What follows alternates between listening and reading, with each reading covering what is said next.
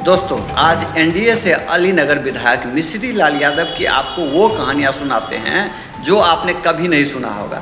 दरअसल उनके 5 साल के कार्यकालों की लेखा जोखा और उनके साथ जो पार्टी के अंदर हुई गतिविधि के बारे में आज उनसे विस्तार से चर्चा हुई। आइए सुनाते हैं आपको पूरी कहानी उनसे एक खास बातचीत कार्यक्रम के दौरान। मैं बता रहा हूँ जो मैं 2020 में अलीनगर का एमएलए हुआ और 2015 में भी मैं अलीनगर विधानसभा से चुनाव लड़ा था। संयोग बस जनता का पूरा आशीर्वाद नहीं मिल सका, मैं चुनाव में पराजित हो गया और 20 में मुझे एनडीए का उम्मीदवार बनने का मौका मिला और चुनाव धन्यवाद देना चाहता हूँ वहाँ की जनता को जिन्होंने मुझे अपना प्रतिनिधि चुना। मैं वहाँ से एमएलए हुआ। जहाँ तक आपने सवाल किया है जो विकास के बारे में, तो मैं बता रहा हूँ जो अलीनगर विधानसभा में जब मैं चुनाव जीता था और जीत के जब मैं क्षेत्र का पहला भ्रमण किया था, पहला दिन नहीं उसी क्षण गया था, तो लोगों ने कहा जो मेरे यहाँ कोई काम नहीं होना चाहिए, वो गांव है कुर्थो। अपार भीड़ थी।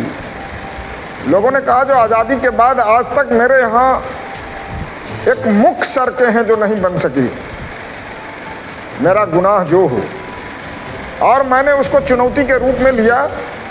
वो सड़कें थी कुर्थो हनुमान मंदिर से नवानगर और श्यामपुर तक की सड़कें। और मैंने सदन में जाकर बहुत आवाज़ लगाई। जो अलीनगर के विधानसभा क्षेत्र के अंतर्गत बहुत ऐसे गांव हैं जहां आज़ादी के बाद आज तक उस सड़क का निर्माण नहीं हो सका है, पुल का निर्माण नहीं हो सका है। कारण जो हो, मैं विकास में राजनीति बर्दाश्त नहीं करूंगा। मैं चाहता हूं सारी बातों से ऊपर उठकर अलीनगर का चौमुखी विकास हो। और आज आपको सुन के खुशी होगी जो वो कुर्थो का हनुमान नगर मंदिर से नवानगर और श्यामपुर तक की सड़कें बन गई है। काफ़ी लंबी सड़कें 6 करोड़ की लागत से वो सड़कें बनी है। दूसरी सड़कें हैं ताड्डी प्रखंड का। ताड्डी प्रखंड में बिसहत एक गांव है और जब वहाँ वो मुख्य सड़क से सड़कें गई है दास टोला तक, वो सड़कें आज़ादी के बाद आज तक नहीं बनी। हाई स्कूल में बच्चे बच्चियाँ जाती थी, इतना इतना पानी हेल के, इतना इतना थाल हेल के, कादो हेल के, और वो सड़क का निर्माण नहीं हुआ था। सारी सड़कें बन चुकी थी, वो सड़क बन नहीं पाई।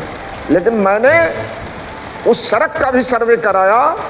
आज वो सड़क बन के तैयार हो गई है। करीब 1.5 करोड़ की लागत से वो सड़क बनी है। उसके बाद मैं ताड्डी प्रखंड के महिया गांव में गया था और महिया गांव के नौजवानों ने पैदल मुझे 1 किलोमीटर तक घुराया था और वो सड़कें कच्ची थी और लोगों ने मजबूती के साथ कहा जो आज़ादी के बाद आज तक ये सड़कें नहीं बनी है। और मैंने उस सड़क के लिए भी लड़ाई लड़ी। विभाग सड़क के सदन के बाहर और सड़क के अंदर बड़ी मशक्कत के बाद उस सड़क की स्वीकृति मिली और वो भी सड़कें स्वीकृति हुई, बनना शुरू हुआ।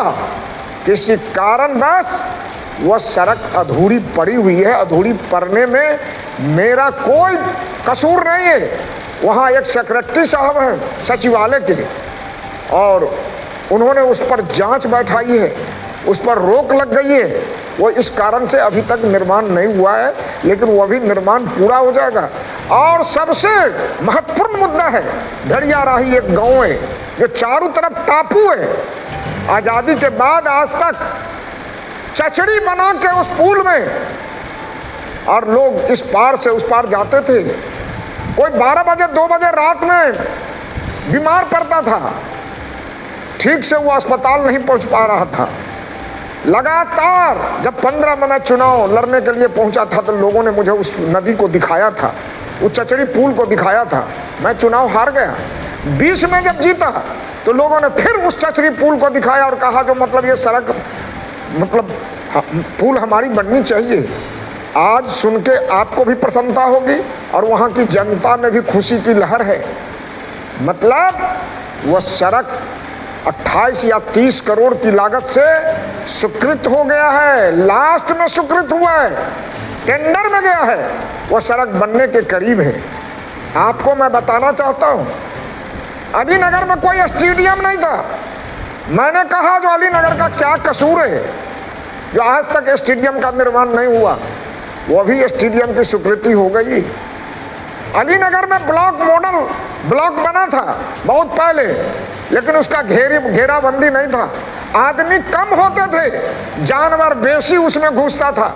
जब जाते थे तो लोग कहता था जो घेराबंदी नहीं हो सका है।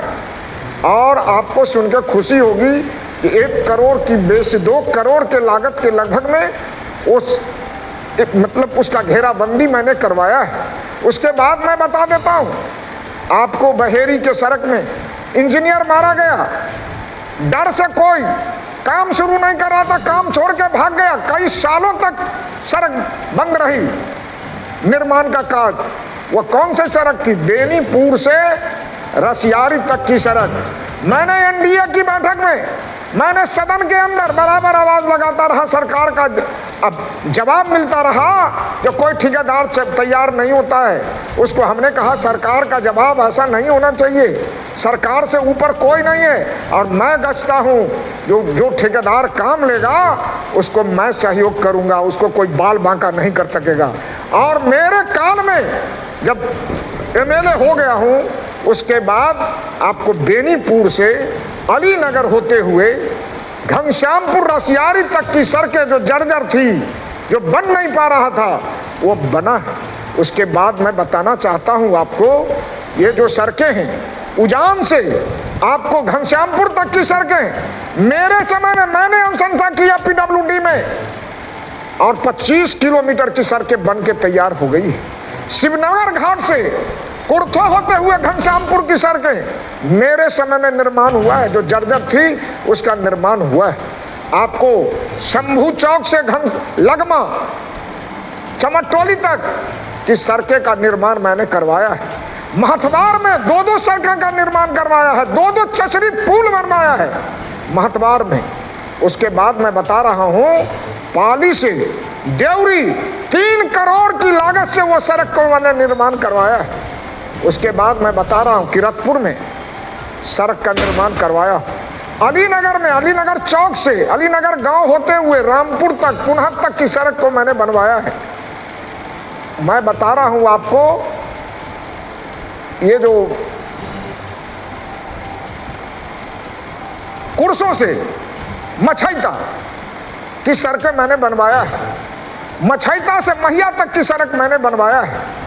और सकतपुर से लगमा बड़ी महत्वपूर्ण सड़कें हैं जिसकी स्वीकृति मैंने फरवरी में करवाया, उसका शिलान्यास किया, लेकिन आज तक नहीं बन रहा था। कल से ठेकेदार फरार हो गया था। मैं जब फिर से दोबारा एमएलए बना हूँ, 20 में जीता था वोट से और 25 में हुआ हूँ फिर दोबारा कोर्ट से। जब कोर्ट से बन के आया हूँ एमएलए, तो कल वहाँ का कार्यकर्ता यहाँ भरा हुआ था सर्किट हाउस में, यहीं से विभाग को डांटा है। आज से मटेरियल उस सड़क के निर्माण के लिए गिर रहा है। नारायणपुर की सड़कें मैंने बनवाया है। आपको कथवार चौक से बिशनपुर तक की सड़कें मैंने बनवाया है। आपको उतना ही नहीं, मैं आपको बताना चाहता हूं, जो आज के तारीख में बूढ़े घनश्यामपुर चौक से बूढ़े विनायकपुर की सड़कें जर्जर थी, गड्ढा में तब्दील हो गया था। लोग जब जाते थे तो कहते थे जब मिश्री लाल जी ये सड़क नहीं बन पाई। आज 3 करोड़ की लागत से वह भी सड़कें बनने जा रही है। आपको सुन के खुशी होगी, जो जयदेव पट्टी से उसराही सुपौल तक की सड़कें जर्जर थी, आज वो भी सड़कें 2.5 करोड़ की लागत से बनने जा रही है। 1.5 करोड़ या 2.5 करोड़ है, स्मरण नहीं है, लेकिन वो बनने जा रही है। आपको मैं बता रहा हूँ, मैंने एक गांव का संकल्प लिया था, जब सड़क नहीं बनेगी तो उस गांव में प्रवेश नहीं करूंगा। वो गांव है दथुआ।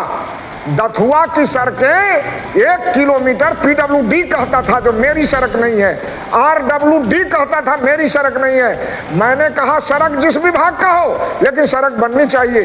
आज 1 किलोमीटर सड़क का भी निर्माण कार्य शुरू हो गया है। गनौन से मनसारा की सड़कें बन रही है, उसमें पुल का निर्माण हो रहा है।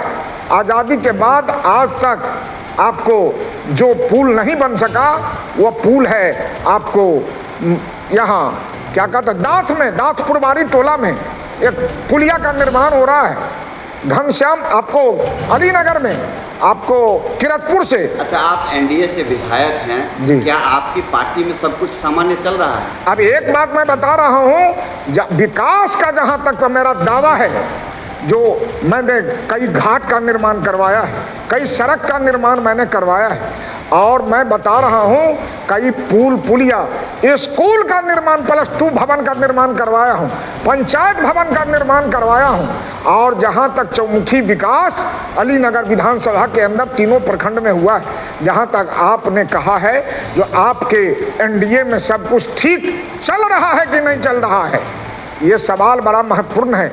एनडीए में सब कुछ ठीक चलता हो या नहीं चलता हो, लेकिन मैं बता रहा हूं, मैं अलीनगर विधानसभा में एमएलए होने के नाते बिल्कुल ठीक चल रहा हूं और पूरा ठीक ठाक से रह रहा हूं। मैं तो बता रहा हूं, मैं पूरा जिंदगी मेरा संघर्ष में बीता है, मैं संघर्ष में विश्वास करता हूं। संघर्ष का नतीजा है जो मैं मुखिया बना हूं, 2 बार एमएलसी बना हूं, और अलीनगर जैसे चर्चित क्षेत्रों में भी एक बार एमएलए बनने का मौका मिला है। ये भी मेरे संघर्ष का परिणाम है, मेरे संघर्ष के कारण भी चल रहा है। और एनडीए में क्या ठीक चलेगा, मैं बता रहा हूँ, मैं जब से बना हूँ वहाँ माननीय लोग, वहाँ जो माननीय लोग हैं वो अपना एक छत्र राज चलाना चाहते हैं, वो केवटी के अंदर हो या दरभंगा पार्लियामेंट क्षेत्र के अंदर हो। जो माननीय एमपी एमएलए यहाँ एनडीए को ठीक नहीं चलने दे रहे हैं, वो चाहते हैं जो सारे एमएलए हमारे पॉकेट में रहे, हम जो कहें सो करें, ये उनकी ख्वाहिश है। और जो उनके वातावरण से अलग रहते हैं उन पर झूठी मुकदमा करवाते हैं, झूठी मुकदमा में फंसवाते हैं, जेल भेजवाते हैं। ये काम ये नेता लोग कर रहे हैं, ऊपर के लीडर नहीं। लेकिन जो स्थानीय एमपी एमएलए हैं वो किसी को चैन से नहीं रहने दे। अरे आप सर्वे करो भैया, 10 विधानसभा है, 9 एनडीए का एमएलए है और 5 या 6 भारतीय जनता पार्टी का एमएलए है। एक भी भारतीय जनता पार्टी का एमएलए के साथ यहाँ के स्थानीय एमपी का संबंध अच्छा नहीं है। इस पर कभी एनडीए का उच्च स्तरीय लीडर कभी जांच नहीं किया है। मुझे लगता है जो जहाँ द्वंद्वता की भाव होती है वहाँ संगठन कमजोर होता है। कमजोर जब होता है तो लोगों को पता नहीं चल पाता है जो हम कमजोर हो रहे हैं। जब तक कि दीवार भीतर से पूरा खंभे को खा नहीं जाता है, वो गिर नहीं जाता है, तब तक नहीं समझता है। बहादुर संगठन करता, चतुर संगठन करता वही होता है जो समय रहते चेतता है। इसीलिए मैं अपने एनडीए के बारे में पूछा। मैं तो एनडीए का एमएलए हूँ और एमएलए होने के नाते जितनी यातनाएं मुझे सहनी पड़ी है वो ऊपर के नेतृत्व भी इस बात को जान रहे हैं, ऊपर के नेतृत्व भी जान रहे हैं जो हम कैसे फंसते हैं, कैसे जेल जाते हैं। मान लिया जाए जो आपके साथ जो ये जेल वाला कांड हुआ ये राजनीतिक साजिश थी? पूरी राजनीति झूठे मुकदमे में। कौन फंसाया? जो मुकदमा किया है उसको, वो कौन है? जो उसको खर्चा कौन देता है? सारे ये माननीय लोग सब उसको खर्चा पानी दे रहे हैं और खर्चा पानी दे के मुकदमा लड़वा रहे हैं। में रहते हुए एनडीए के विधायक और एमपी आपके खिलाफ। अरे भैया जो कोई दूसरा नहीं रहे।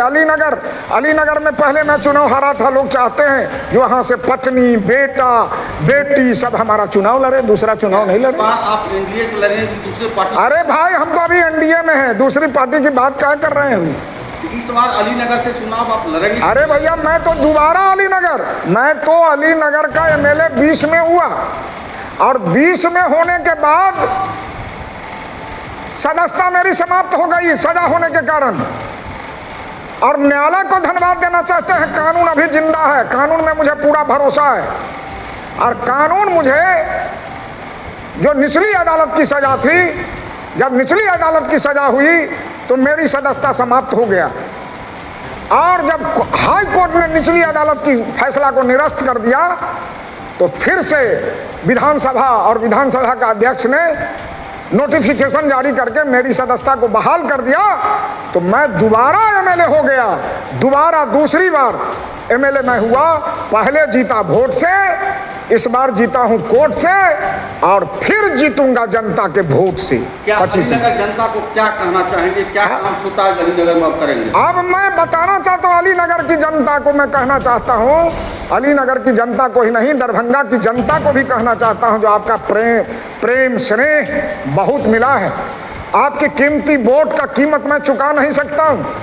आपका प्रेम स्नेह के कारण ही मैं मुखिया बना हूँ, 2 बार एमएलसी बना हूँ, और अलीनगर की जनता ने मुझे एमएलए चुना है। हम अलीनगर की जनता का ऋणी हूँ। मैं उनके ऋण को, जैसे माँ की दूध का कीमत कोई सधा नहीं सकता, वैसे अलीनगर की जनता जो हमें अपना कीमती वोट दे करके चुनाव जिताया, उसकी कीमत मैं दे नहीं सकता, उसके ऋण को सधा नहीं सकता। लेकिन मुझे एमएलए होने के नाते उनके मान सम्मान, इज्जत, आबरू की रक्षा और क्षेत्र का विकास के नाम पर जात पात राजनीति से ऊपर उठकर करता रहूंगा। किसी से कोई समझौता नहीं करूंगा, विकास के राह पर चलता रहूंगा, न्याय के राह पर चलता रहूंगा, सबको सम्मान देता रहूंगा। अब एक बात मैं बता रहा हूं, धीरज यादव 2016 से पहले मेरा पुत्र था। लोग कहता था जो मिश्री लाल का बेटा है वो 16 में 11 में राजनीति में प्रवेश कर गया। लोग कहता था जो बाप भी राजनीति करता है बेटा भी राजनीति करता है। 16 में मुखिया के रूप में लोगों ने उनको देखा, तब लोगों ने कहा जब मिश्री लाल का बेटा मुखिया बना है। लेकिन जब ये मुखिया का चुनाव लड़ रहा था तो मैंने मना किया था कि मुखिया जो बनता है वो अपने हाथ में कारिख लगा के अपने मुंह में लेप लेता है, कोई काम का नहीं रहता है, इसलिए मुखिया का चुनाव मत लड़ो। और ये अपने कर्म के बल पर भ्रष्टाचार के खिलाफ लड़ते लड़ते लड़ते इस कद तक पहुंच गया जो अपने मुंह में तो कारिखा नहीं लगाया, भ्रष्टाचारी और भ्रष्टाचार के मुंह में कालिख पोतने का काम किया। और आज ये अपने पांव पर राजनीति में खड़ा हो गया है केवटी के अंदर। अब इनको ये बात नहीं लोग कहता है, दोबारा मुखिया का कार्यभार संभालने के बाद, काज देखने के बाद, ये लोग नहीं कह रहा है, पूरे केवटी में ये आंदोलन कर रहा है लगातार 10 वर्षों से। अब मिश्री लाल के बेटा के रूप में नहीं जानता है, अब उसे लोग केवटी के बेटा के रूप में जानता है, और धीरज यादव के नाम पर जानता है। और लोग चाहता है, अब किसको लोग चाहता है जो हमारा एमएलए ये होना चाहिए, मेरा भी घर है, लोग की चाहत है जो धीरज यादव हमारा प्रतिनिधित्व करे, मिश्री लाल के बेटा के रूप में नहीं। अब उसमें यह काबिलियत है जो अपने पांव पर राजनीति में खड़ा हो गया है, और जनता कहती है जो हमारा एमएलए धीरज यादव होना चाहिए। इसीलिए मेरे नाम पर अब यह चुनाव, मेरा बेटा चुनाव लड़ेगा, यह जनता मानने के लिए तैयार नहीं है। किस पार्टी से आ रहे हैं जी?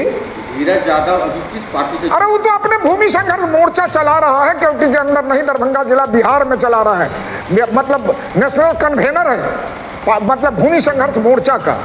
और वो तो स्वयं मतलब है, पार्टी मतलब चुनाव किस पार्टी से लड़ेगा वो स्वतंत्र है, कि किस पार्टी से वो चुनाव लड़ना चाहता है, कहाँ से वो चुनाव लड़ना चाहता है, वो धीरज यादव ही जानता है। मुझे इस बात की जानकारी नहीं है, लेकिन मैं तो जानता हूँ जो केवटी इनका घर है, केवटी में ही संघर्ष करता है, केवटी से ही चुनाव लड़ने की तमन्ना रखता है, ये मुझे पता है। धन्यवाद।